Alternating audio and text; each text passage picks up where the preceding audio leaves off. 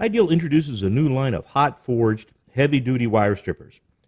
They combine the features of the two most common tools an electrician reaches for on the job site: a lineman's plier and a wire stripper. The new 45-110 strips 8 to 16 gauge solid and 10 to 18 gauge stranded copper conductors and has a unique plier head designed to ream conduit with a wide nose with knurled jaws to twist multiple conductors together. 632 and 832 screw cutting holes shear bolts to length, knife-to-knife cutting blades cleanly cut conductors, and includes a non-insulated terminal crimping die. Spring-loaded ergonomic smart grip textured handles provided improved grip and comfort while using the tool.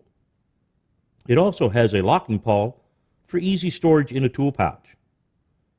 The new 45-112 wire stripper is designed for electricians who mainly work with NM-type cable.